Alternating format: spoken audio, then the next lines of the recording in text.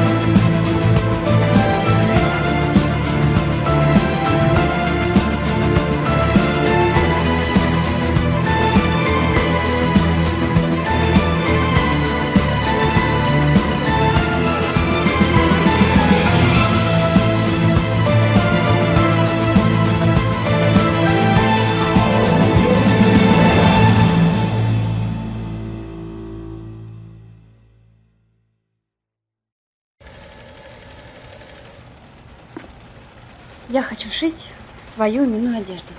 Здесь, в ателье. В смысле? Это что, теперь на наших изделиях будет бирка с твоим именем? Комбинезоны для строителей от Виктории Григоренко. Ну, типа фирма, что ли? Тетя Алла, я серьезно. Я решила создать оригинальную коллекцию. Платья, костюмы, пальто. Зачем воровать чужие идеи? У меня свои есть. Давай попробуем создать свой собственный бренд. Ну а что, техническая база у нас есть, работники тоже. Единственное, что нужно сделать, это ткань закупить. А где ты будешь продавать всю эту свою коллекцию? Ну, для начала в нашем магазине. А потом посмотрим. Не уж. Нет, этого не будет, дорогая моя. Почему? Ну, неужели тебе нравится все время делать одно и то же? Почему ты не хочешь попробовать что-то новое? А ты смотри сюда. Вот это все то, что мы продали в магазине с 1 по сегодняшнее число. А вот это все заказы в ателье за месяц. Так вот на этом мы живем.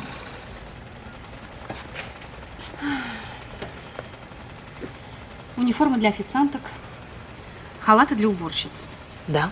портьеры для ресторана. Платья, копии, юбки, поделки. Ну, неужели не скучно? А вот и не скучно. Но это живые деньги. А что ты мне можешь предложить? А? Что? Что, драпированные шелка и лебединые перья? Ну, прости, у нас тут не Карден и не Диор. У нас тут, детка, Михайловский рынок. У нас твою кутюр тут никто не купит. Так что ты, конечно, извини, но нет. Ясно, понятно. Пока, дядь Кирилл. Пока, Витя. Ну что, Сбился. перемеряй?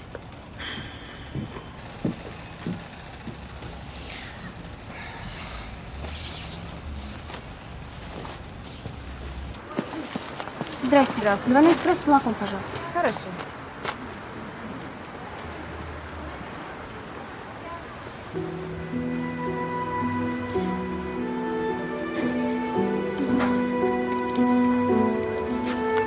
Спасибо.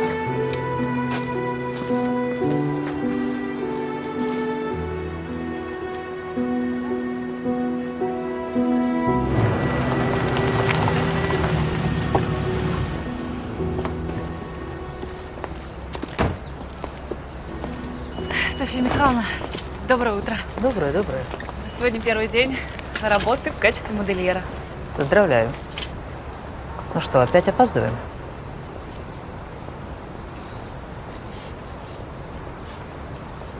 Пойдем поговорим.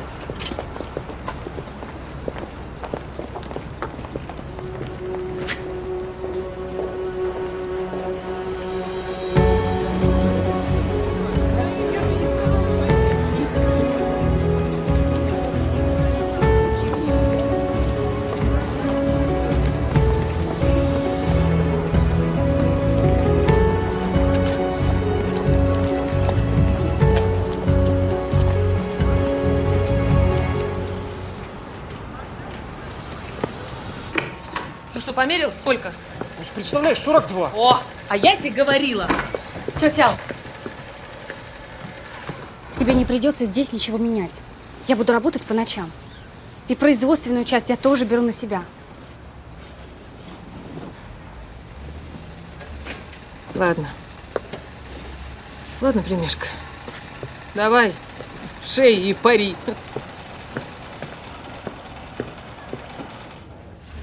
Викусь, помоги, а? Ты считаешь, что это нам подходит? Софья Михайловна, тут есть некое зерно. Конечно, надо еще поработать, но как для начинающего дизайнера очень неплохо. Я бы даже сказал, талантливо. Алана считает, что это давно не актуально и совсем не свежо. Софья Михайловна, ну разве мнение секретарши важнее мнения главного модельера? Алана не просто секретарь. Мы с Юрой доверяли ей много лет. У нее отменный вкус. Софья Михайловна, лично я хотел бы видеть Марину в нашей команде.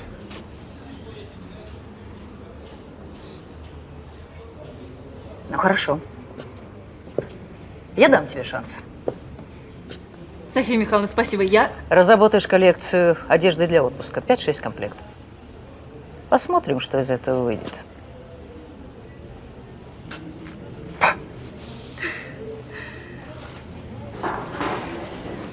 Планочка. А вот это красиво.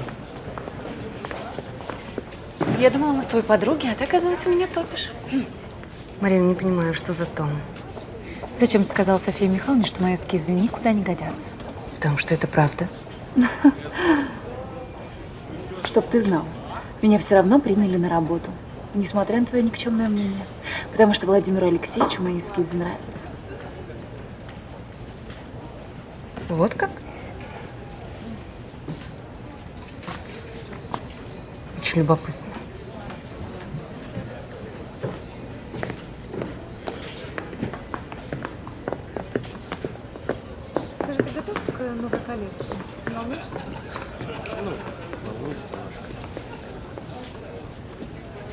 Главный модельер Марина Кочубей. Звучит? Звучит. А я бы на вашем месте не радовался.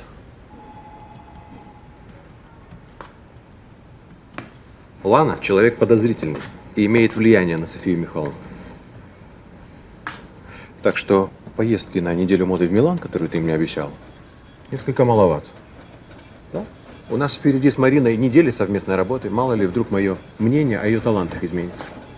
Простите, вы угрожаете мне, Владимир Алексеевич? Боже упаси, Мариночка, я не угрожаю, я рискую. И должен понимать, во имя чего. Я понял тебя.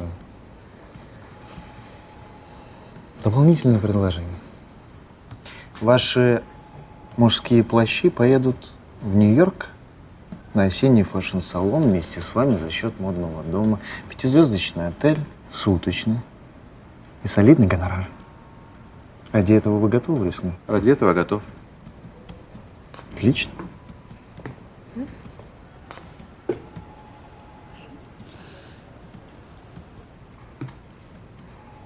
Мариночка, может, мы пойдем уже работать? Пойдем, покажу тебе твое рабочее место. А, да, мне не терпится посмотреть. Марина! А? Твои шедевры?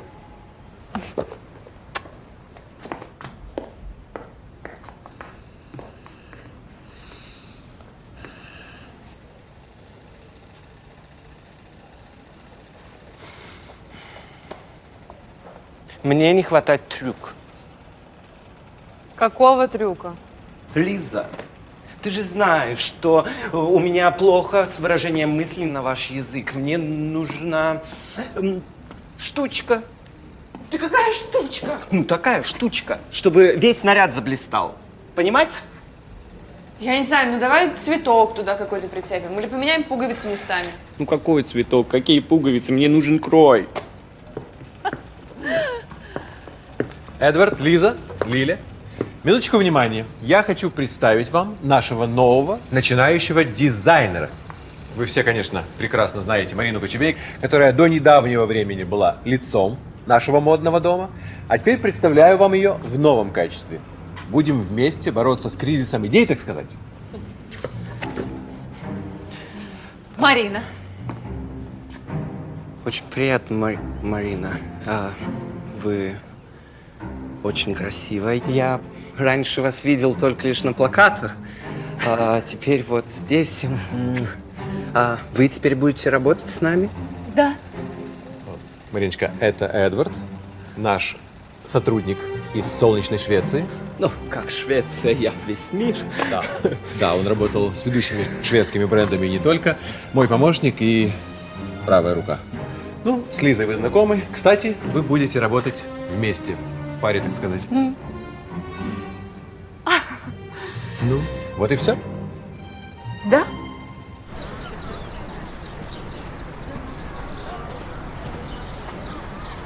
Та-да.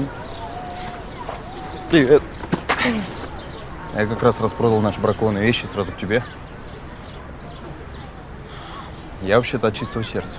Я думал, ты меня позвала поделиться хорошими новостями. Сначала забери деньги.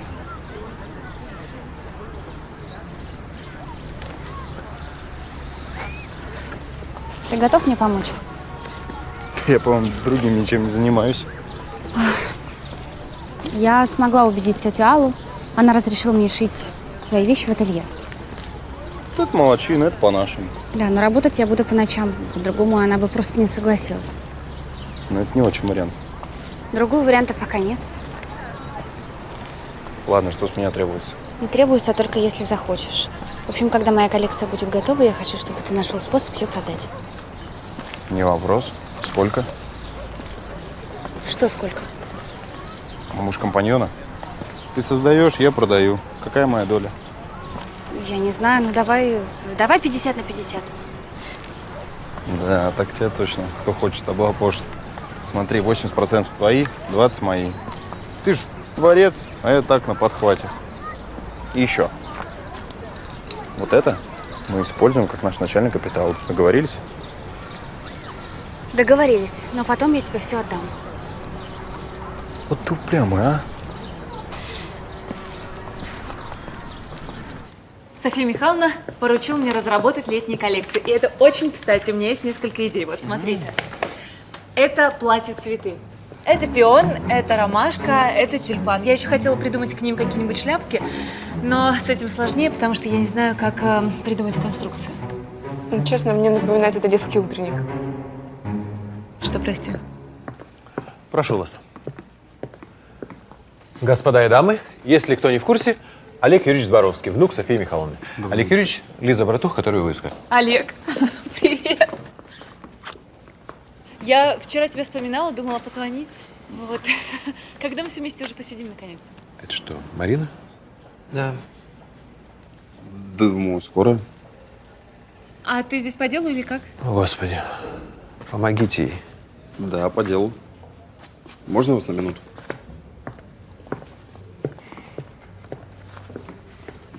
Лиза, я по поручению своей мамы, Янины Борисовны. Я вас слушаю. Она за последний месяц очень похудела, и ее любимое платье от Софии Зборовской на ней висит. Она очень просит его ушить. Ну, хорошо, нужно снять мерки. Не надо.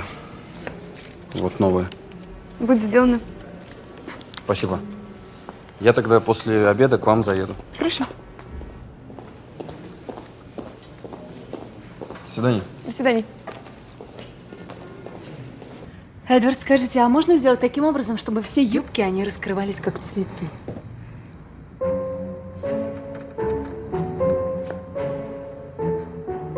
Конечно. Да? Мариночка, вам можно все. Тем более, что это уже когда-то было. Да. Мариш, жаль. это тебе? Что это? Вот, нужно срочно ушить. А разве это входит в мои обязанности? У нас же есть Лиля. Ну, считай это боевым крещением, подруга.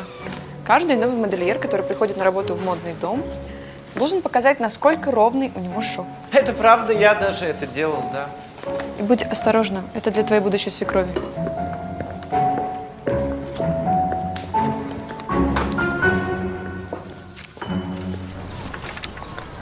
О, Вот это круто. Только вот сюда бы я бант добавил. Боже, Что? ты совершенно ничего не понимаешь в моде и стиле. Извините.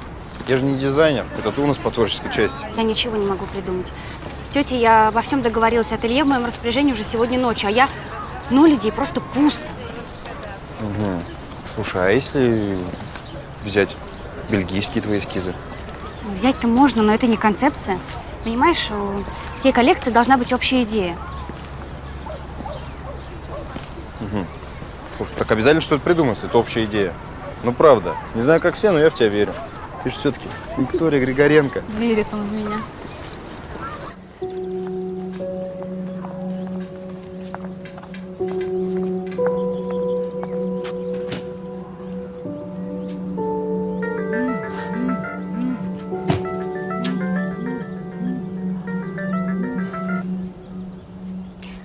Да, сыночек, привет. Я отдал твое платье, вот уже еду домой. Хотел спросить, может, купить что-нибудь по дороге? Может, тебе хочется чего-то особенного? Знаешь, да, купи. Купи мне какой-нибудь шарфик или шалик к платью, который ты отдал в починку. Выбери что-нибудь на свой вкус, я тебе полностью доверяю. Хорошо, но я не гарантирую, что тебе понравится. Ты же знаешь, мой вкус далек от идеала. Давай лучше заеду за тобой, ты сама что-нибудь выберешь. Слушай, Олег, я правда себя не очень хорошо чувствую. Давай я лучше отдохну перед нашим выходом в свет, хорошо? Окей, договорились. Отдыхай.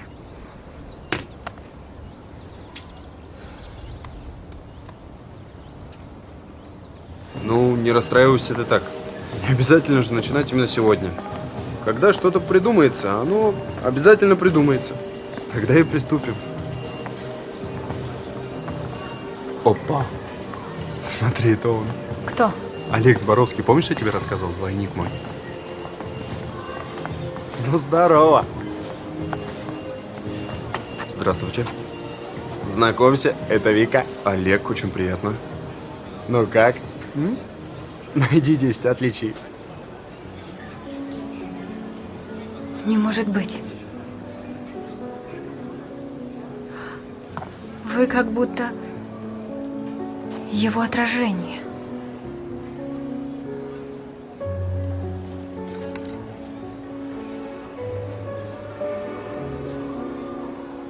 Да. В это трудно поверить. Извините, нам срочно надо ехать. Кость, пойдем? Куда? Извините. В магазин тканей. Зачем? У меня появилась идея для коллекции.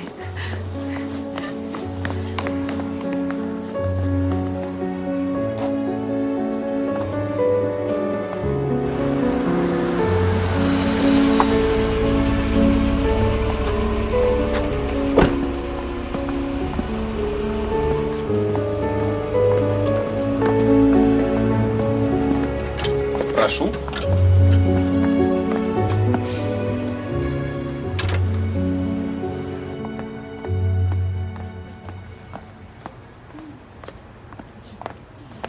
Здравствуйте. Здравствуйте. Скажите, у вас есть шелк и шифон? Рисунок, цвет. Покажите, пожалуйста, все, что есть.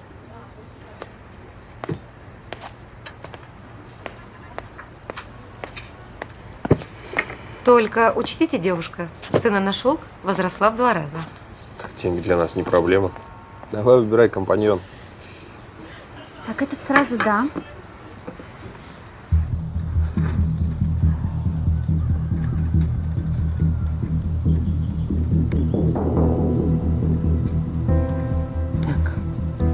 Ставицкая Татьяна Алексеевна, 1967 год рождения, погибла при невыясненных обстоятельствах в июне 1993 года. Труп женщины обнаружил в водах Елеевского водохранилища. Дело приняло скандальный оборот в связи с тем, что следствие привлекло дочь показаний Збровского Юрия Ивановича, известного крупного бизнесмена, директора модного дома Софии Збровской, который, согласно свидетельским показаниям, находился со Ставицкой в интимных отношениях. Однако осталось непонятным, был ли каким-либо образом причастен Збровский к ее гибели.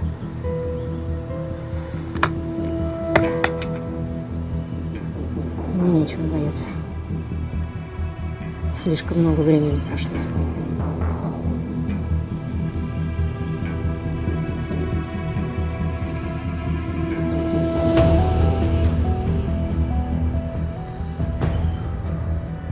Боровская явно начала нервничать. С ее IP-адреса постоянно идут поисковые запросы с именем Татьяны Ставицкой. Это хорошо. Нервничает, значит, будет делать глупости и ошибки. Продолжайте поиск свидетелей.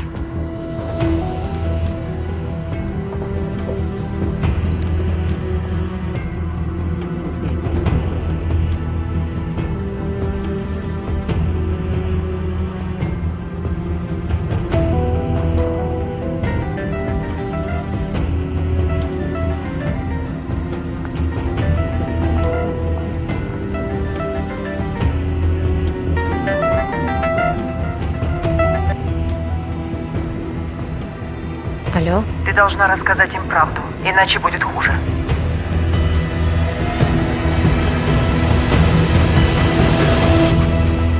Мам, ты чего? Здравствуй, сынок. Вот в магазине битый час стоял, выбирал. Не знаю, понравится тебе. Боже мой, прелесть какая. Спасибо тебе большое, Лешка. Тебе правда понравилось? Да. Да, правда, мне очень нравится. И больше не смей жаловаться на свой вкус, он у тебя безупречный. Ага. Видите, какой. Вот что значит шелк натуральный. Я очень люблю шелк. Я рад.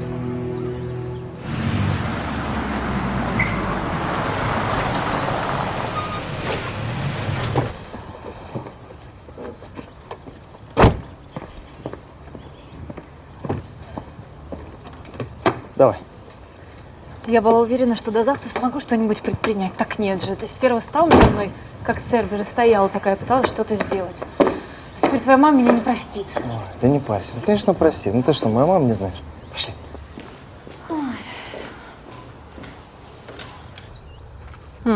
Тебе Мам. идет. Ну, правда, твой цвет. Мам, сейчас задушишь. Ну, правда.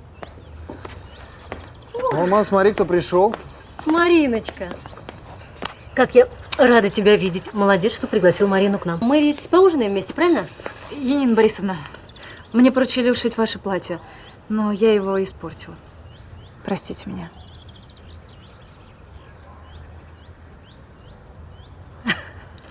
Боже мой, детка. Пусть это будет самая большая проблема в нашей жизни. Так, пойдем с тобой посидим, поболтаем. 100 лет же не виделись, да? Пойдем. Мальчики, ужин на вас. Мам, шарф. Да, шарф. Спасибо. Пойдем, дорогая, выпьешь?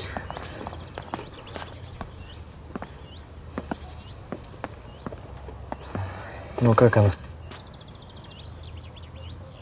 Как? Пока лучше.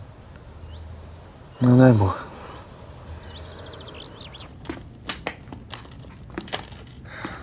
Ты мне наконец расскажешь про свою идею? А ты знаешь что-нибудь о принципах подбора цвета в одежде? Ну, дядя Леня что-то объяснял, типа красный нельзя комбинировать с зеленым. Ну, иногда это смотрится очень удачно. В общем, я когда вас увидела, меня прям сразу осенило. Вот же оно. Один отражение другого. Так, а ты можешь мне сказать, как это будет выглядеть? Да, это будет 6 парных комплектов, комплементарных цветов, сложный крой, геометрические формы. Сделаем что-нибудь такое прям, знаешь, сумасшедшее. стоп. Для начала, что такое комплементарные цвета? Это те, что дополняют друг друга. Вот, смотри. Оранжевый и синий. На цветовом круге они противоположны. Противоположно.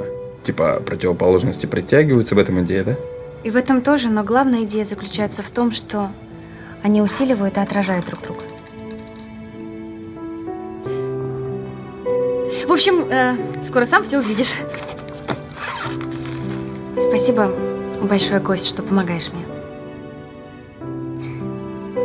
Ты, наверное, иди домой, потому что я планирую работать до самого утра. Не останусь. Но ты устал, правда, давай. Да, но после того, что я услышал про комплементарные цвета, я теперь точно не усну. И еще плюс могу сбегать за пиццей и кофе. И буду тебя охранять всю ночь. Очень хорошо, красиво. Ну ладно. Тогда за работу.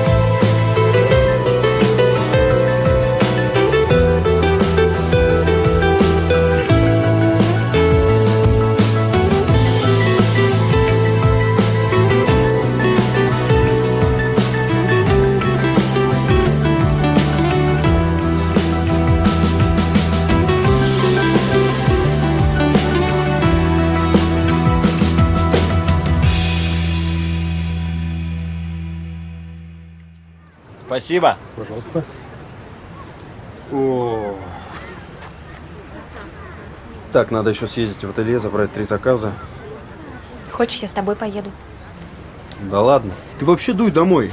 Выспись, и так 2 недели без сна.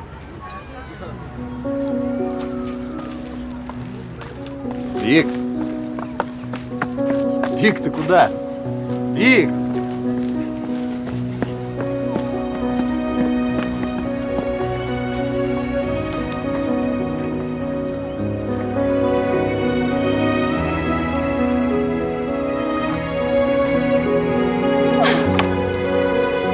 А что, если устроить показ прямо здесь? В парке? Да, эту сцену можно использовать как подиум. Слушай, а ты гений?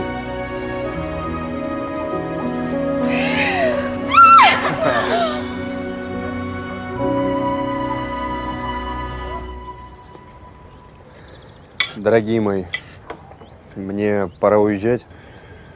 Проект вот-вот начнется. Да и к началу семестра надо подготовиться. Планирую вылететь в понедельник, но мы с вами еще успеем наобщаться. Впереди целые выходные. Ба, ну правда, пора ехать.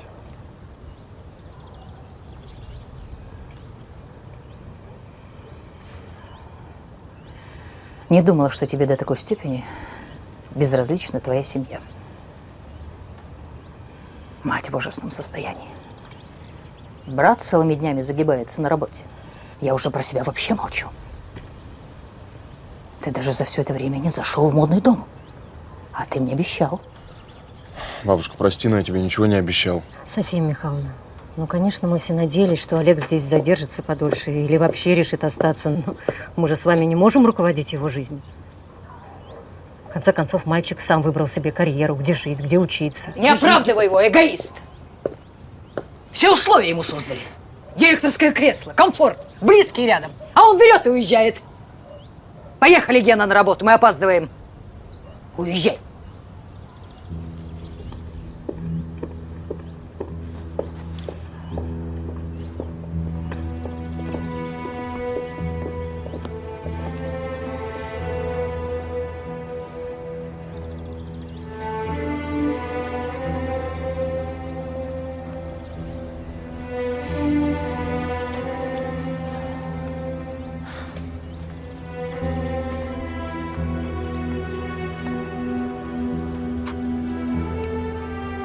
Олежка, не обижайся на бабушку.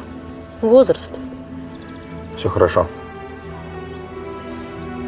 Сынок, езжай спокойно и строй свою жизнь, как ты сам того захочешь.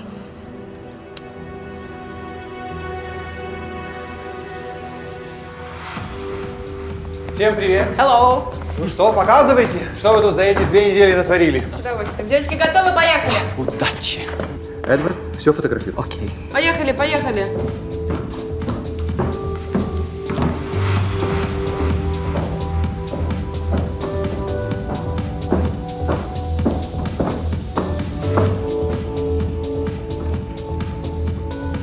Ну как? Ну что ж, неплохо. Здесь нужно доработать воротник, здесь акцентировать асимметрию. Вот так вот здесь, да? Совершенно верно. А здесь у нас вот так. Нет, здесь. Я поняла. Лизочка, спасибо. Девочки, спасибо, отдыхайте. Мариночка, вы в предвкушении. Сейчас будет цирк.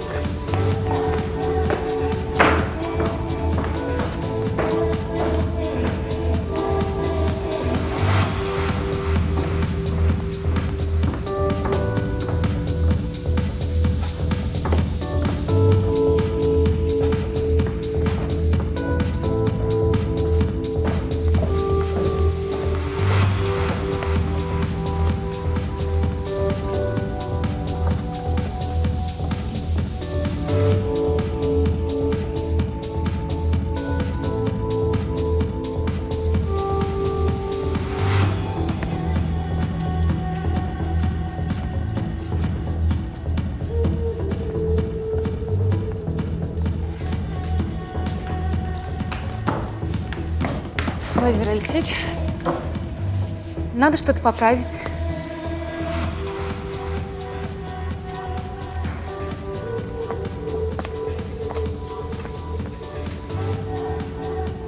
Ничего. Поправлять ничего не нужно. Скажи, ты что, правда не понимаешь, что это все полный кошмар? Марина, если я скажу, что это хорошо, меня в мире моды просто перестанут воспринимать всерьез. Ну, есть же какие-то вещи. Убери это немедленно. Я сказал, брысь отсюда! Ты это снимал? Удаляй. А Лиза фото? А Лиза фото оставь. Окей. Кошмар. Марина.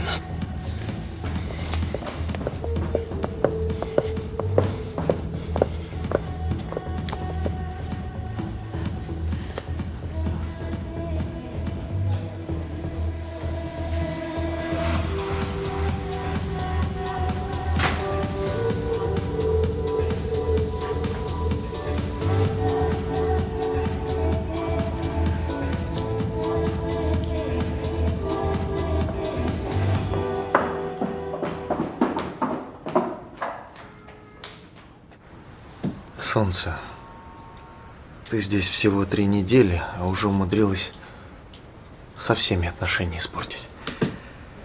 И с Владимиром, и с Ланой, и даже с Эдвардом. Вот именно, Гена.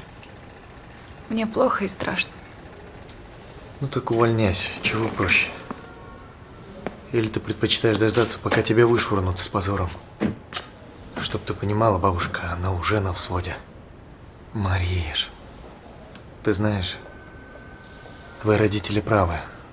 Мы должны пожениться. Я думала, ты на моей стороне. Так я на твоей стороне. Я всегда на твоей стороне.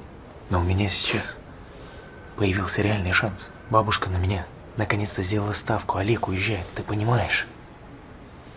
И я наконец-то смогу занять кресло генерального директора. Мне не нужно твое кресло. Я хочу занять свое.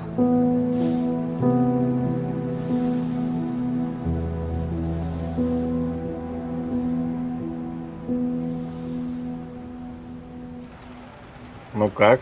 Класс? И почем? Вы собираетесь всю вот эту вот красоту продавать? Не знаю. Ну, устроим аукцион. Аукцион? О, ничего себе, это что такое? Это по типу 100 раз, 102, 103 продано? А вы приходите к нам на показ. А мне некогда развлекаться. Тем более уж по аукционам ходить. Я, Костик, привыкла деньги зарабатывать, а не тратить. Очень жаль. Вике было приятно. А ты и привет передавай. Хорошо. А, да. Адреса в накладных, разберешься. По поводу перчаток скажешь их прорабу, что мне не хватило прорезиненной ткани. Там, в общем, на следующей неделе, да, отправлю. Хорошо, как всегда. Давай. Всем пока. Пока. Том, тебе как вот это все? Сначала ты сделал все возможное и невозможное, чтобы пропихнуть к нам свою невесту. Теперь предлагаешь ее уволить? Нет, Геночка, этого не будет. Софья Михайловна, ну она ведь мучается. Она уже сама поняла, что модельер с нее никакой. Сочувствую. Софья Михайловна, извините, что прерываю. Вам приглашение принесли. Спасибо, Анна. Интересно, куда это меня приглашают?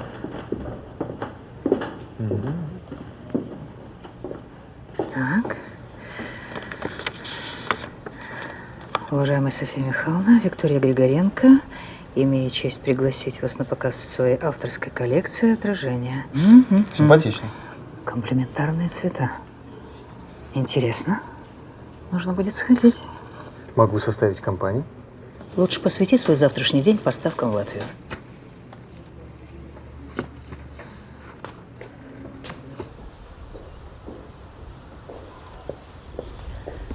Уезжаешь, бог с тобой.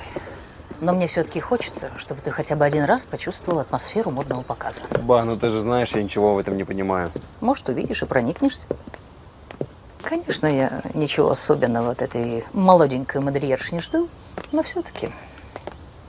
И вообще я люблю показ на воздухе. Это всегда как-то свежо. Жаль. Жаль, что ты в этом смысле пошел не в отца. Тот обожал моду. Мода – это полет, фантазии, мечта. А ты у нас в этом смысле создание приземленное. Угу. Какой есть. Ну что, я на работу тогда? Давай. Ой.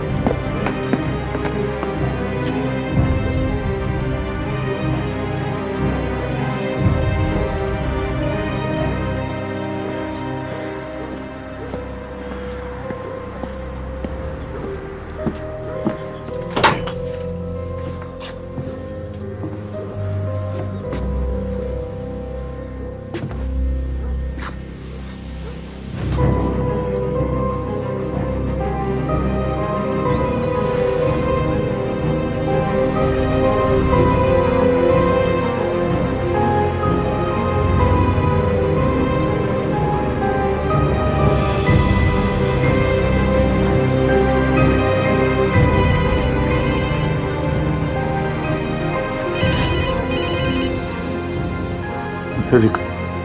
Костя где?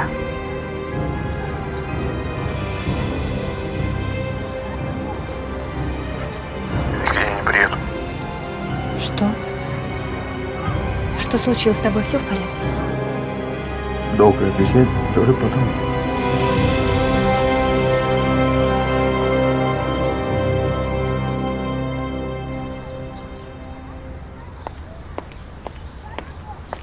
Вика, там с Боровски приехали. Встретишь? Здравствуйте. Проходите, пожалуйста. Добрый день. Здравствуйте, София Михайловна. Спасибо большое, что пришли. Ну, надеюсь, не зря. Посмотрим, чем вы нас удивите.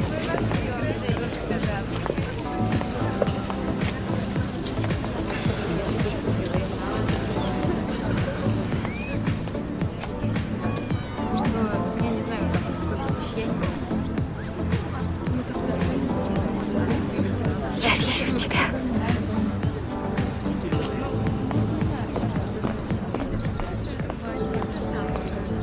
Ну, уже заканчиваем. Хорошо. Так, девочки, пойдемте тогда выстраиваться.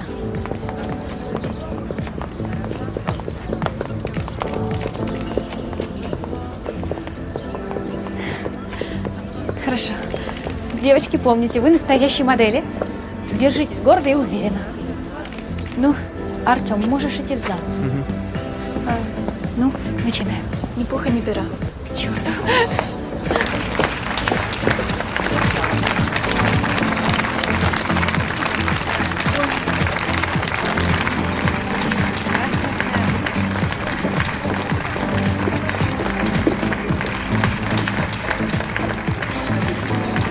Слушай, это не ее место досталось Маринке Кочубей? Я в шоке, Лана. Какая у тебя потрясающая память. Здравствуйте, я Виктория Григоренко. Мне очень радостно приветствовать всех вас на своем первом показе. Надеюсь, я и мои девочки вас не разочаруют. Сразу после показа я проведу небольшой аукцион. Вы сможете приобрести любую вещь из коллекции отражения. Я вас всех благодарю, и мы начинаем.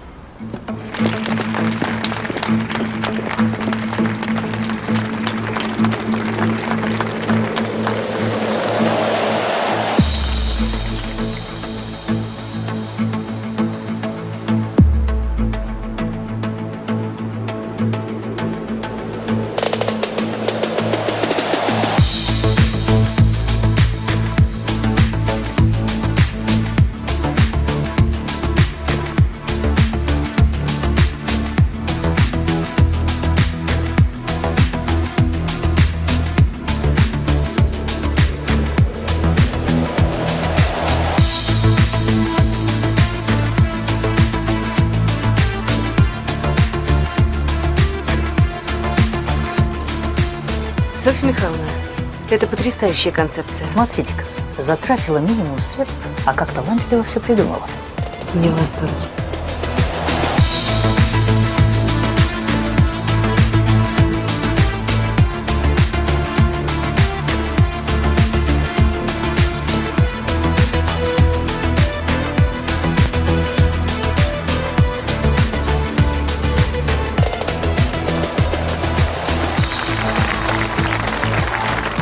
Покупай всю коллекцию.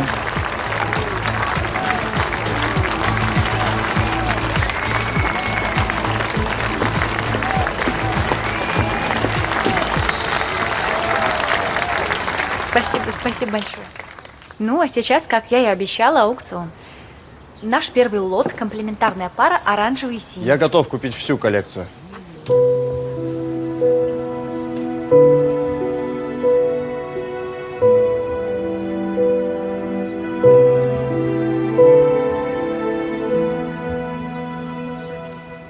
На самом деле, это я попросила внука купить всю коллекцию оптом. Спасибо большое, Софья Михайловна. Мне важно, что вам понравилось. Мне очень понравилось. И я хочу предложить тебе должность модельера в нашем модном доме. Кстати, Володенька, Прости. познакомься. Это наш главный модельер Владимир Озерный. Мы знакомы? Да, правда? Да. Виктория показывала свои работы, и мне очень понравилось. Ну и чего не взял? Присматривался. Ланочка, ты запиши, пожалуйста, контактные данные Виктории. И завтра ждем тебя. Обсудим условия работы и оплаты. Хорошо? Конечно, спасибо, я приду. А теперь предлагаю всем выпить за успех. За Викторию Григоренко. И за ее большое будущее в мире моды. Ура! Ура! Ура!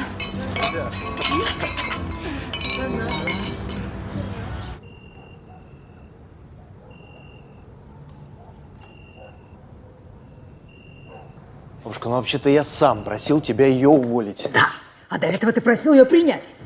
И вообще я не знаю, как назвать то, что ты провернул. А твоя Марина просто бездна. Софья Михайловна, ну вообще-то вы говорите о дочери Любомира Кочубея. Ну и что? Талант за деньги не купишь. Я открою. В общем так, я хочу, чтобы с завтрашнего дня Марина больше не работала. А ее место заняла Виктория Григоренко. Ну вот видите, бабушка, все нормально складывается. Все происходит методом проб и ошибок. Слишком много ошибок в последнее время.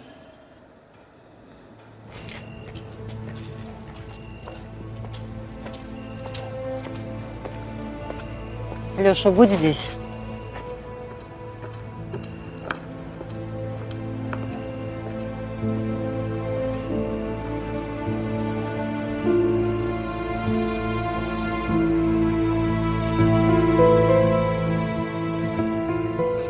Добрый вечер. Позовите, пожалуйста, Олега Зборовского.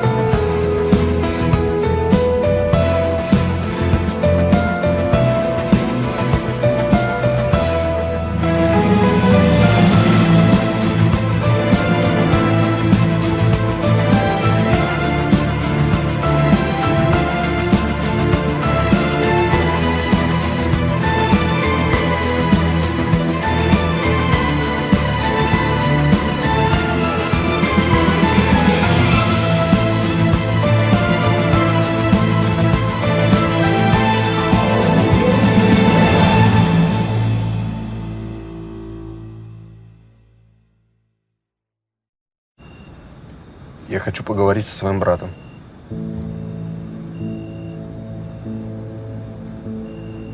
Молодой человек, Олега, к сожалению, сейчас нет дома, но я обязательно передам, что вы приходили. Постойте.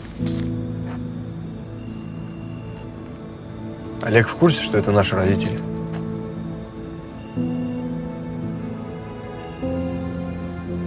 Молодой человек, я же сказала.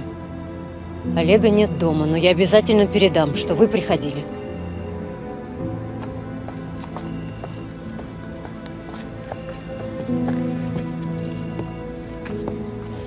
Сделай так, чтобы этого проходимца здесь не было. И фотографию забери, она мне нужна.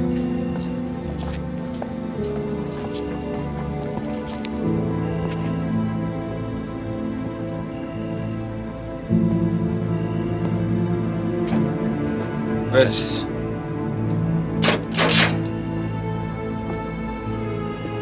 Здорово. Ну идем. Пообщаемся.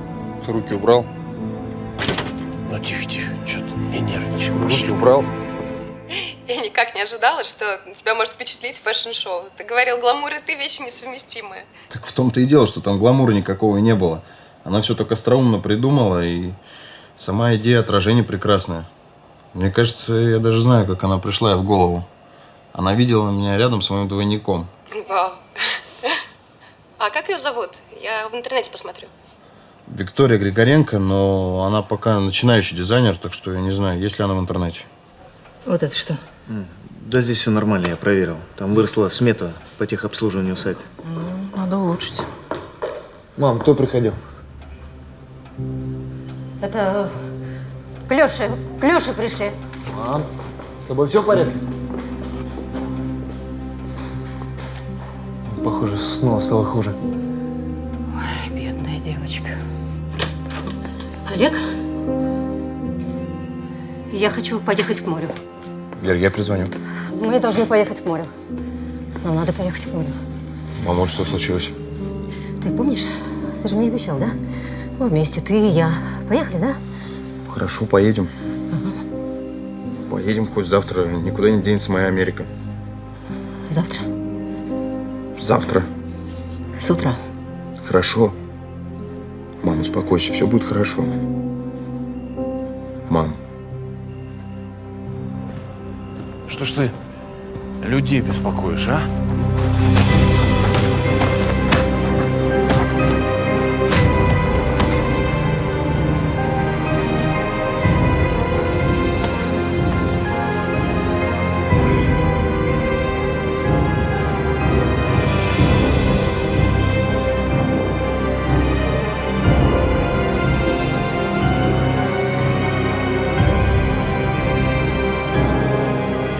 Еще раз я тебя здесь увижу.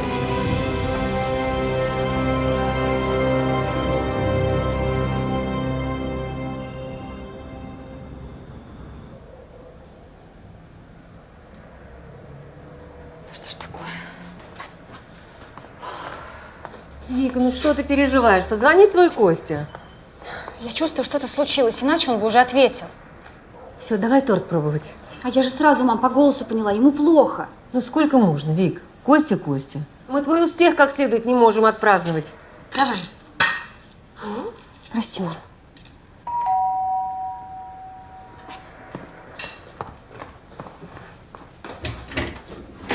Мамочки. Костя. Боже мой, Костя! Костя! Костик, мама, скорую я вызываю, да! Костя.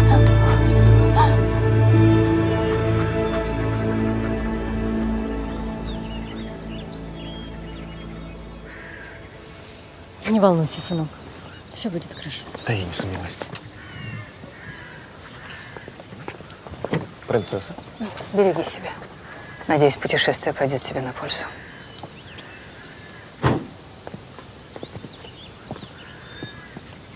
Осторожней там. Если что, телефон Храпачева у тебя есть? Сразу звони. Если вдруг ей станет хуже, сразу возвращайтесь. Хоть с полпути, хоть с моря. Нормально все будет. Она в надежных руках. Давай, не гони.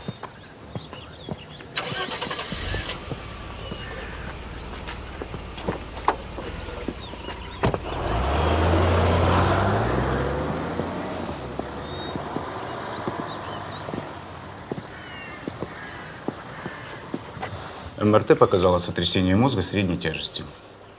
Кошмар какой. Ничего страшного, он еще легко отделался. Судя по всему, били профессионально.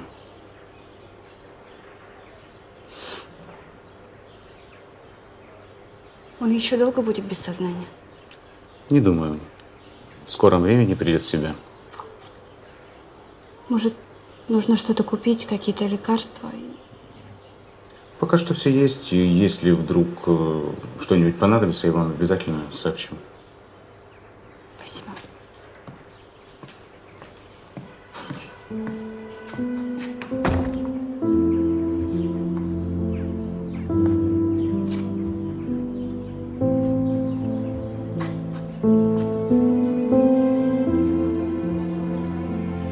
Я буду с тобой. Сколько нужно, столько и буду. Так что теперь все эти вещи хранятся у нас. Софья Михайловна решила поддержать юное дарование. Nice. Nice. Very nice. Лиза, смотри, эти брюки очень хорошее решение. Yes? Ну, неплохо, но как-то без блеска. Why? Согласен, можно было бы гламурнее и смелее. Но я так понял, что эта Григоренко вообще свою коллекцию чуть ли не на коленке сделала. Зато видно, что натура творческая, хоть и в процессе становления. Да, я это понял еще, когда она на собеседование приходила. Ну, так что я ее сразу сюда не взял, раз она вся из себя такая талантливая. Так получилось, долго рассказывать. А вот по-настоящему мы сможем оценить ее талант, когда она присоединится к нашей команде. Она что, будет работать здесь? Да. Вчера после показа Софья Михайловна лично пригласила ее в наш модный дом на вакансию модельера. Кстати, она должна была уже прийти. Ладно, подождем. Как-никак, восходящая звезда. Доброе утро. Что нового? Мариночка, давай выйдем, побеседуем.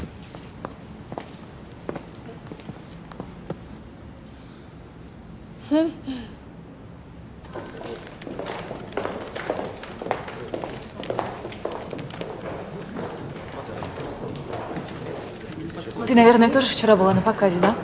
Наверное, тоже в восторге от этой Вики Григоренко? Ну, во-первых, привет. А во-вторых, да, была. То, что она создает, умно, современно, свежо. Свежо. Меня из-за нее увольняют. У себя? Да, у себя, но заходить к ней в таком состоянии я бы не советовала. Спасибо.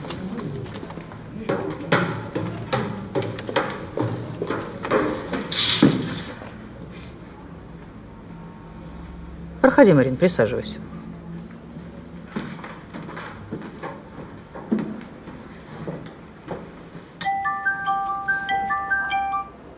Да. Алло, здравствуйте, Софья Михайловна. Это Виктория Григоренко. Здравствуй, Вика. Ты уже внизу? Сейчас спустится мой секретарь и отведет тебя к главному модельеру. Нет, простите. Я сегодня не смогу прийти. Почему? У меня друг попал в беду, я не могу его оставить. Ну что ж, жаль. Очень жаль. Ну что ж, звони, когда у тебя будет для нас время.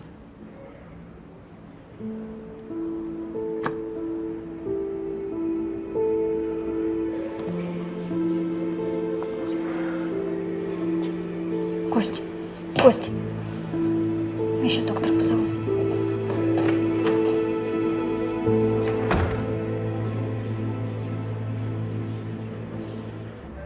А ты звонила Григоренко, да? Она отказывается сотрудничать с модным домом? Давай ты лучше расскажешь мне, зачем пришла. Ну, единственное, что я могу тебе предложить, это остаться у нас в качестве модели. Софья Михайловна, я работала моделью, и мне это не интересно. Ну, тогда ничем не могу тебе помочь. Потому что роль дизайнера ты провалила с треском. И Григоренко тут абсолютно ни при чем. Я бы тебя все равно уволила.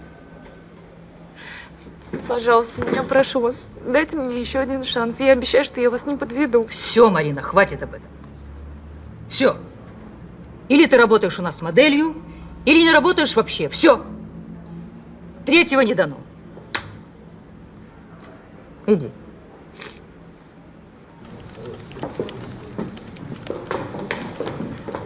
Хотела зайти к Софье Михайловне, кое-что показать, но она, видимо, занята.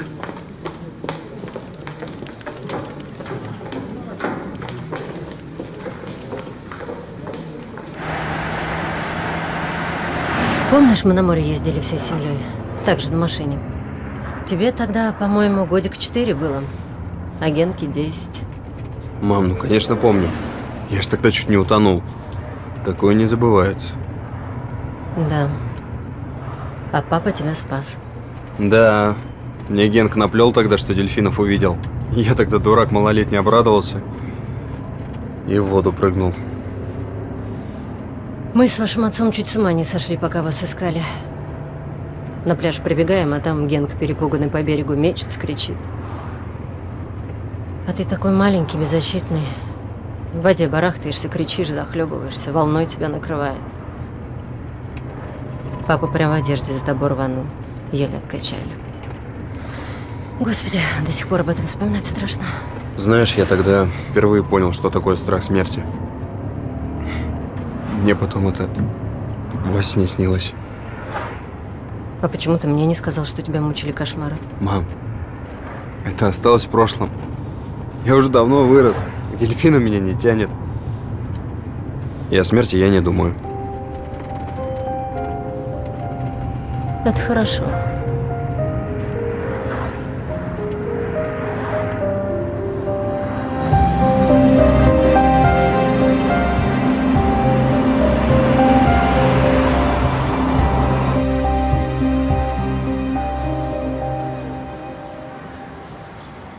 Ты правда не знаешь, кто тебя избил?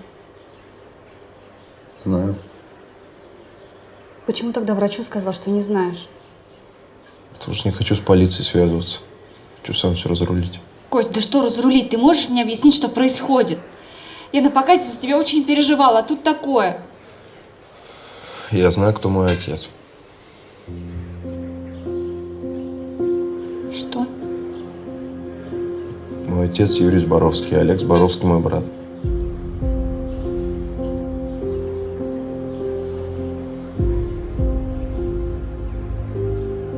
Ты знаешь, я думала об этом. Но не может быть таких похожих двойников. Как ты оказался в доме малютки тогда? Как ты оказался? Ну, то, что Юрий Зборовский мой отец, это точно. А фотографии доказательства. За это я получил. От кого? От охранника Зборовский.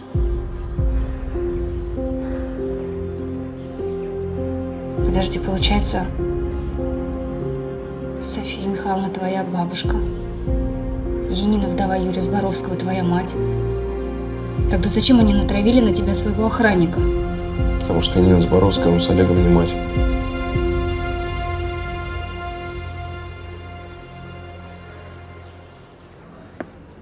Ну что, я уволила Марину. За что могу тебя только поблагодарить. Самое время бежать за кольцами. Твоя мать очень хочет, чтобы вы поженились. Ну, доставь ей эту радость. Сегодня же сделаю ей предложение. Конечно, не первый, но, надеюсь, последний раз. Давай. А, кстати, у меня есть отличная идея по оптимизации. Можем обсудить прямо сейчас? Оставь, я посмотрю. Удачи. Спасибо. Софья Михайловна.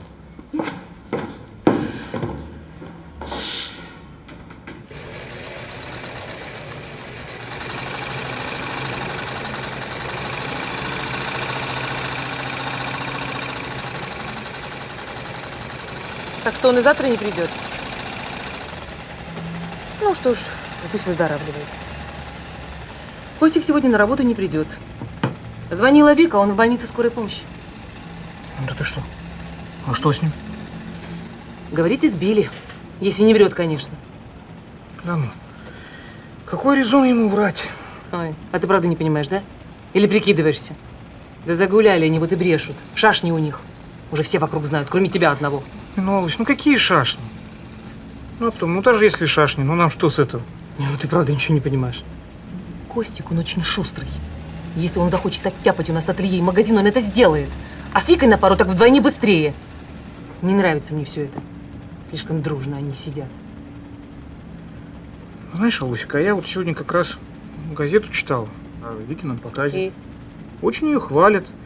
Пишут, что сама Зборовская ей работу предложила. Конечно, сейчас журналисты вечно выдумывают. Да нет, в том-то все и дело. Понимаешь, пишут, что Зборовская была в восторге от Викуси, а вот ее внук вот прям взял всю коллекцию и выкупил. А нам даже на руку, если она свалит отсюда. Давай, заканчивай и отвози заказчику. А то он уже ждет. Слушай, строчи давай. Разболтался. Я не строчу. Я шью.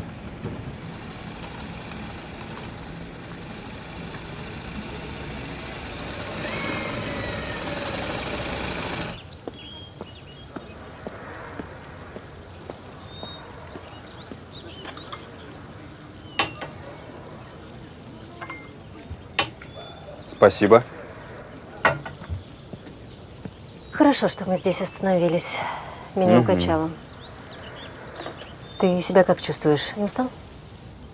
Ну так, немного. Машину можешь вести? Мам, не переживай, сейчас я кофе выпью и взбодрюсь. Пойду умоюсь. Давай.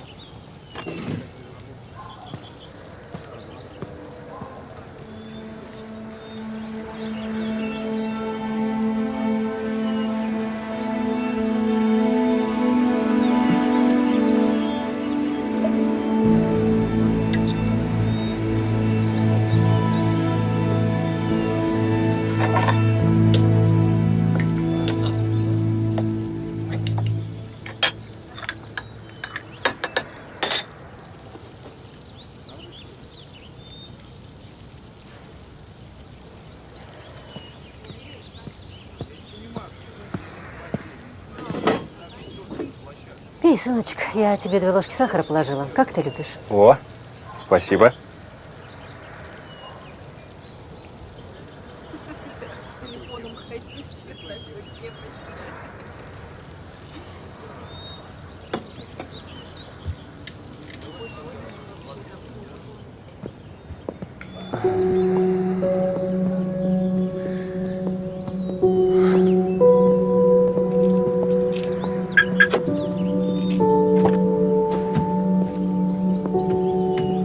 Что случилось? Тебе плохо? Олег, что, сердце? Ты в прошлом году жаловался. Да все хорошо, мам. Просто голова закружилась. Извини. Гена. Алло? Привет, мам. Где вы сейчас? Гена спрашивает, где мы. Как место называется, из головы вылетело? В 10 километров от Любашовки. Мы практически в Любашовке. Значит, через час будете на месте. Угадай, что я сейчас делаю? Ну, я даже не знаю. Расскажи. Выбираю кольцо. Правда? Давно пора. А родители уже в курсе? Ну, я пока с Мариной еще не говорил, но на этот раз она точно скажет да. У нее просто нет другого выхода. Ее уволили из модного дома. Она расстроена, растеряна. И сейчас просто идеальный момент, чтобы она плюнула на свои амбиции и наконец-то согласилась выйти за меня. Ну и слава богу, сынок. Удачи тебе и, пожалуйста, позвони мне после разговора. Пока. Пока. Беру.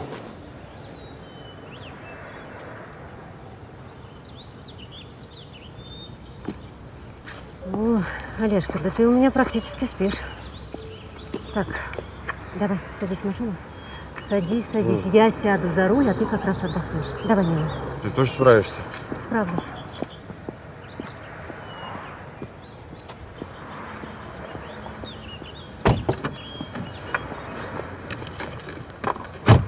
Меня воспиталки из дома малютки под дверью нашли. Орал, говорили громко. Я раньше думал, это мать меня туда подбросила. А на фото написано, что меня с ней, с Олегом разлучили. И Нина как-то связана с исчезновением вашей матери. Ну да. Иначе бы я здесь не валялся. Вика, мне очень нужна твоя помощь. Да, конечно. У Зборовских дом на Вишневой. Съезди туда, пожалуйста, найди Олега. Только его нужно позвать под каким-нибудь предлогом. Я скажу что-нибудь, например, про коллекцию. Хорошо, расскажи ему все. Только ему. Это я поняла. Мне нужно встретиться с братом. Костя, будет хорошо. Я все сделаю.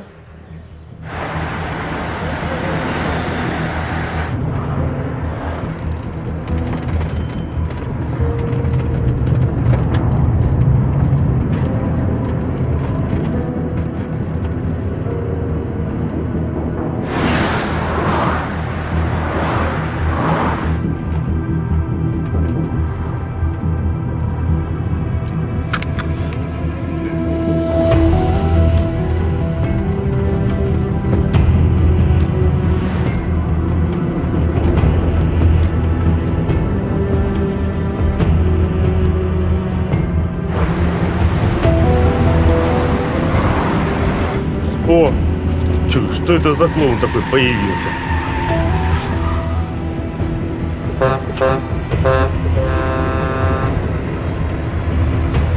Ну вот и все.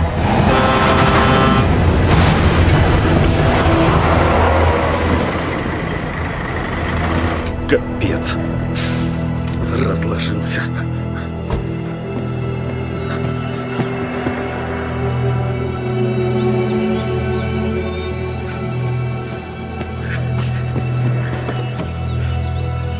Что ж за день такой-то? Пульс есть.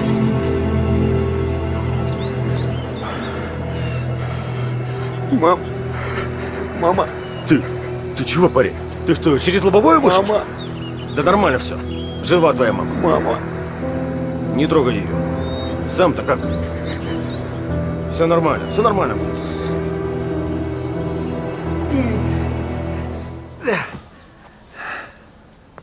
А что, ты уже уходишь? Я думала, мы с тобой по коктейлю выпьем. Лиз, Да, Ген. знаешь, ты просто офигенная. Да, я знаю. И у нас с тобой, ну, просто удивительный секс. Но это был наш с тобой последний раз, и больше это никогда не повторится. Ну, почему ты вдруг принял такое радикальное решение? Я женюсь. На Маринке, что ли? Yes. То есть дождался ее полного профессионального краха и думаешь, она за тобой в ЗАГС побежит, потому что ей заняться больше нечем? А вот это, девочка моя, тебя не касается. И эту тему мы навсегда закрыли, поняла? Как скажешь. Мне очень нравится, что ты такая понятливая, умничка. Впрочем, как всегда, пока. Удачи тебе. И тебе.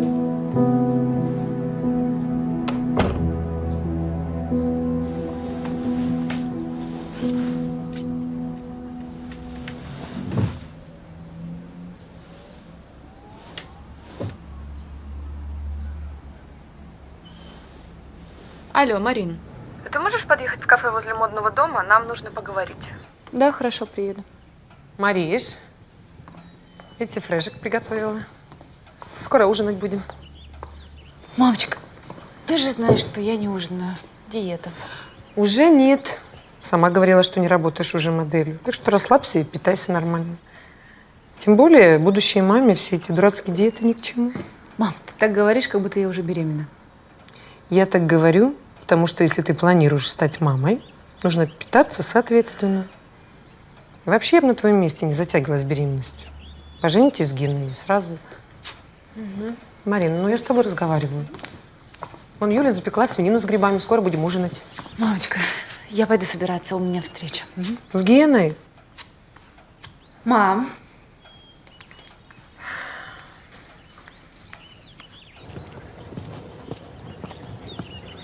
Софья Михайловна, здрасте. Здравствуйте. Виктория Григоренко. Вот уж не ожидала вас здесь увидеть. Ну, милости прошу. Спасибо. Софья Михайловна. Да? Мне нужно срочно поговорить с Олегом. Он дома сейчас? Нет. Они с Яной, то есть с его мамой, уехали на пару дней. А в чем, собственно, дело? Простите, я не могу сказать. Это личное. Раз он не дома, может быть, вы дадите мне его телефон? Вы что, были знакомы с моим внуком еще до модного показа? Виделись один раз. Софья Михайловна, мне правда с ним очень нужно поговорить. Простите. Олег взрослый человек, пусть сам решает, кому давать свой телефон. Понятно. Спасибо, извините за беспокойство. Всего доброго. Виктория Григоренко, а вы на работу собираетесь выходить? Или вы уже не хотите с нами сотрудничать? Нет, я хочу просто. Я же вам говорила, у меня сейчас проблемы. Друг попал в больницу. Ну ладно. Решайте свои проблемы, выходите. Мы вас ждем. Спасибо. До свидания. До свидания. Постойте. Это как раз Олег. Да. Ну вы уже доехали? Что? Господи. В каком у нас сейчас состоянии?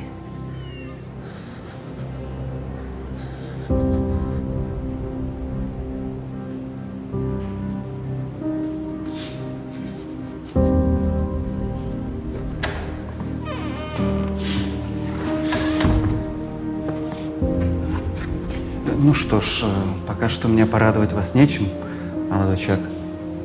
Множественные переломы ребер, внутреннее кровотечение, желудок поврежден. Об остальном пока трудно судить. Ваша мать еще без сознания. Она выживет? Понадобится переливание крови. Вы пока не уходите, оставайтесь здесь. Как вы себя чувствуете? Нормально. Алиночка, пожалуйста, отвезите чемоданчики в ординаторскую.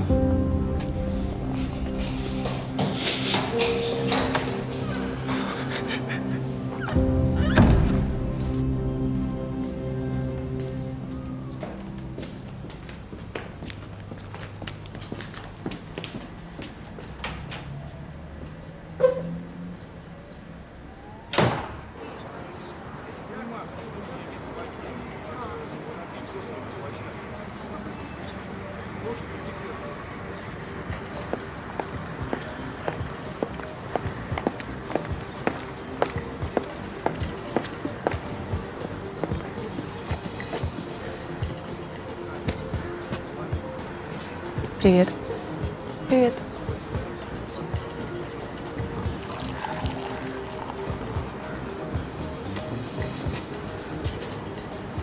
Шампанское? Лично мне праздновать нечего. Послушай, Лиз, я в курсе, что у вас произошло с Геной после корпоратива. Но на наши с ним отношения это никак не повлияло. Да и уже не повлияет. Поэтому, если ты намерена вести со мной бабские беседы, то я пас. Ты всегда была невысокого мнения обо мне. Я пригласила тебя сюда, чтобы поговорить о работе. Я хочу тебе помочь. Помочь мне? Не ври. Я знаю, что ты приложила руку к моему увольнению. Гена так сказал. Не ошибается. Ты мне не доверяешь, это нормально. Но все-таки я дам тебе совет, а ты решай сама. На твоем месте я бы приняла предложение Софьи Михайловны. Откуда ты знаешь, что она мне предложила? Так совершенно нетрудно догадаться. Ты 3 года была лицом модного дома. Ты представляла нашу продукцию за границей. Я думаю, она предложила тебе остаться в качестве модели, верно? Да. Но меня это не устраивает. Но это же лучше, чем следовать плану Гены. Плану Гены? Ну, разве он не хочет тебя женить на себе и запереть дома? Ну да, хочет. И родители хотят. Ждут моей свадьбы, первой беременности. Только вот мне это, наверное, не надо. Я не знаю, может, я вообще child-free, и дети не вызывают у меня никаких чувств. Ну, так вот и оставайся в модном доме. Иначе ты опомниться не успеешь, как станешь домашней курицей в халате и в тапочках, и на груди у тебя будут висеть наследники Гены. Слушай, давай выпьем за супермодель Марину Кочубей и за то, что она никогда-никогда не выйдет замуж за Геннадия Зборовского. Никогда-никогда? Почему? Я тебе сейчас объясню. Как его не было дома? Может, она тебе наврала? Нет, я заходила к ним. Олега нет в городе.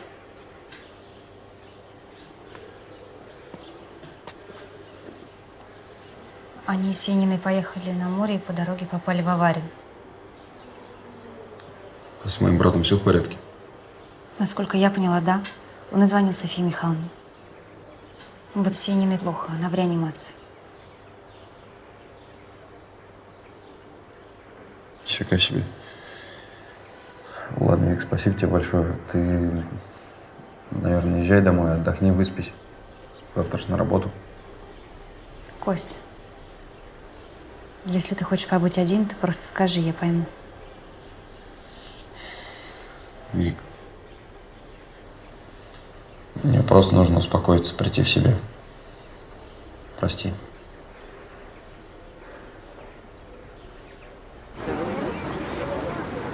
Ты мне еще хоть раз вот так вот ошибешься, я тебя выгоню к чертовой матери. Понятно? Понятно.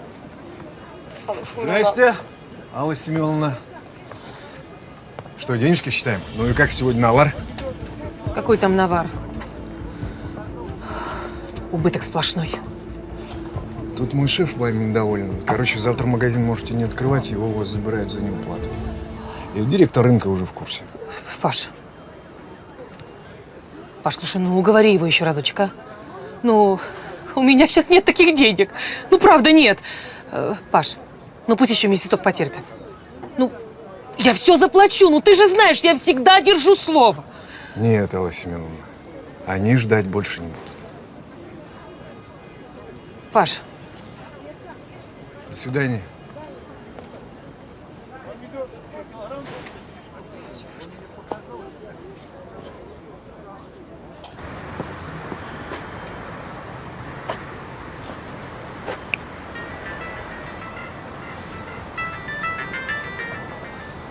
Опять ты. Ты что не достал.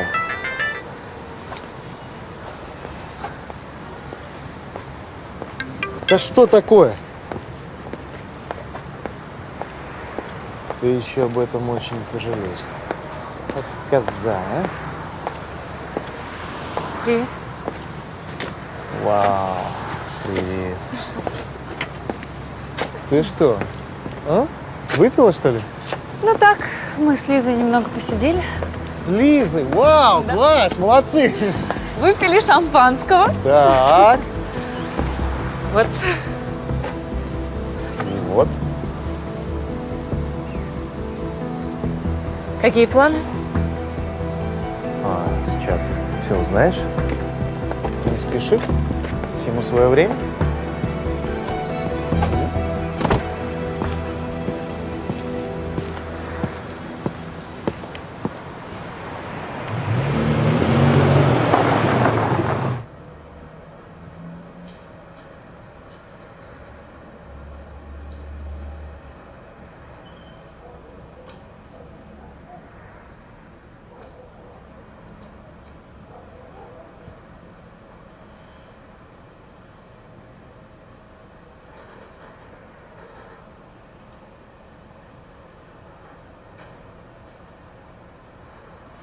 И ни слова о другом браке или близнецах.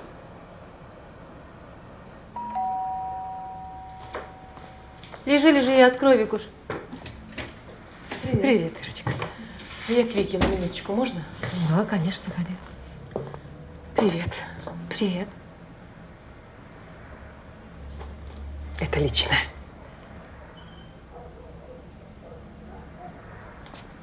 Ну, хорошо. Вик, спасай. Что случилось? Магазин закрывают. Сказали, можно завтра уже на работу не выходить. Все из-за Лениных долгов. Слушай, ну ты же коллекцию продала. Может, заплатишь эти долги? Вик, это же бизнес твоего отца. Ну, а соответственно и твой. Раньше ты так не говорил. Ну. И ателье же приносит прибыль. Прибыль. Какая там прибыль? Так что только ноги не притянуть. На что нужны деньги? Значит, этим пацанам, которые нас крышуют за полгода, и директору рынка за 2 месяца. Хорошо. Спасибо. Я дам денег. Но с одним условием. Моя мама снова будет работать у тебя. Так а я что, я ж с радостью.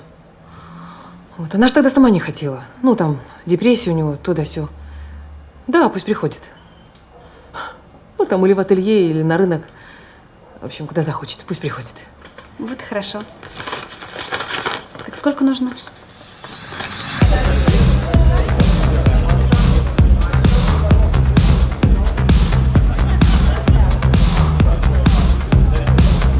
Ген, пойдем потанцуем. Мариш, ну ты же знаешь, это не для меня. Еще в самом раннем детстве на мое чувство ритма наступил медведь. Ага. Надо было с Лизой оставаться. Там в зеленом яблоке сегодня такая тусовка. А мне так надо переключиться после работы. Солнце, я тебя так понимаю. Тебя уволили с работы, а это всегда так неприятно. Но ты же сама мучилась, пока была модельером. На тебя иногда даже было больно смотреть, а сейчас ты абсолютно свободна. Можешь делать все, что хочешь. И чего же мне хочется? На данном этапе жизни, мне кажется, ты хочешь простого женского счастья. Угадал? Я могу тебе его дать.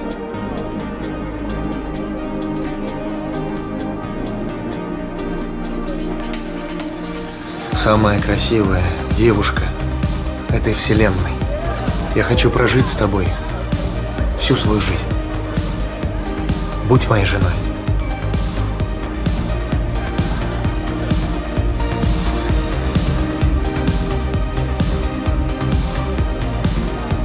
Ну-ка. Просто удивительно.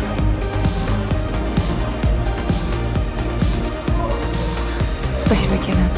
Я пойду. Подожди, то есть, как пойду? У меня же для тебя есть еще особый сюрприз. Вечер только начинается. Все потом, Ген. В смысле потом? Ты что, сейчас действительно хочешь взять и уйти? Угу. Давай я тебя хотя бы подвезу. Не надо, спасибо. Марин, я не понял, так ты согласна?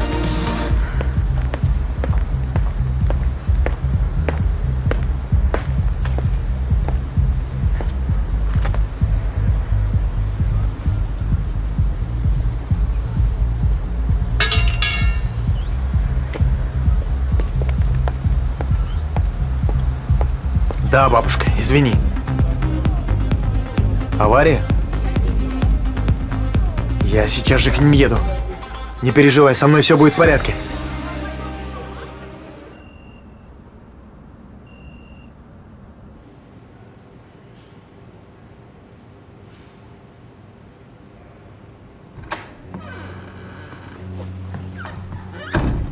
Олег Юрьевич. Олег Юрьевич. Что случилось? Ваша мать в критическом состоянии, ей нужна кровь. Пойдемте, сдадите на анализ.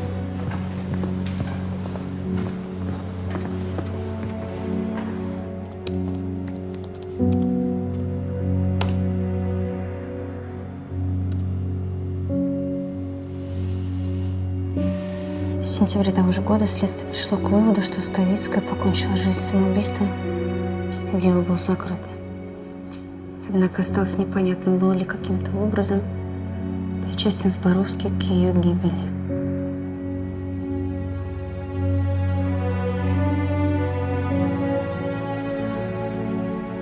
Наверное, это их мама.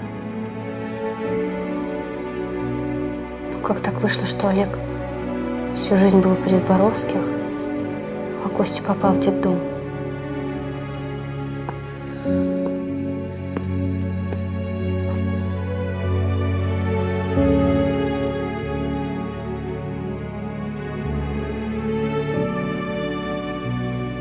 Здравствуй, Костя.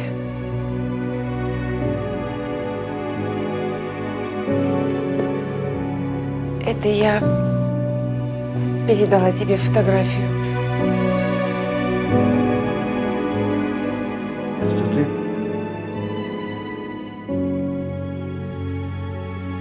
Костя, я... Мама?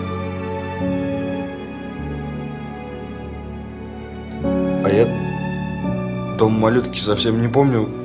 Мне когда исполнилось 3, меня сразу в детский дом привезли, а оттуда в интернат перевели. Я там 9 классов окончил. Костя, Я все это время думал, а где она, моя мама? А какая она? А почему она меня бросила? Ее что, заставили? И что, черт возьми, произошло? Костя, я... А где ты была все это время? Ты меня искал, но не могла найти. А Олег? Его же можно было найти. Почему ты раньше не появилась в нашей жизни? А тут, представляешь, а мы с Олегом встретились случайно. Я думал, он двойник. А он сам ничего не знает. Они с Яниной на море поехали. По пути в аварию попали. С Олегом все хорошо, а Янина в реанимации.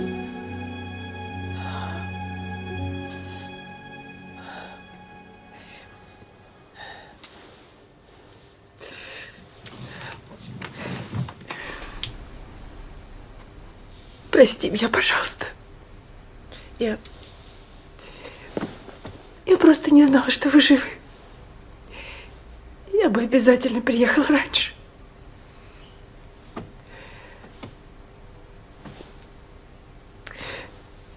Прости меня, пожалуйста. Я не знала, что вы живы. Мама.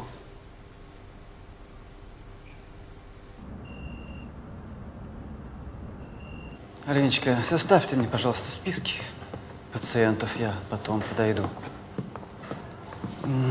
Ну что ж, Олег Юрьевич, ваша кровь не подошла. Как не подошла? Так не подошла. У вас с матерью разная группа крови. Бывает такое. Это ему еще в школе учат. Так и что теперь делать? Будем искать нового донора. У меня брат сейчас приедет, может, его подойдет? Отлично. Будем надеяться. Кстати, у вас есть документы вашей матери? Нужны будут для оформления. Так, сейчас посмотрю.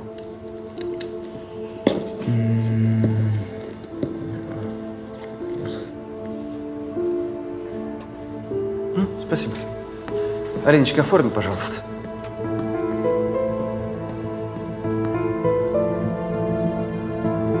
Папа.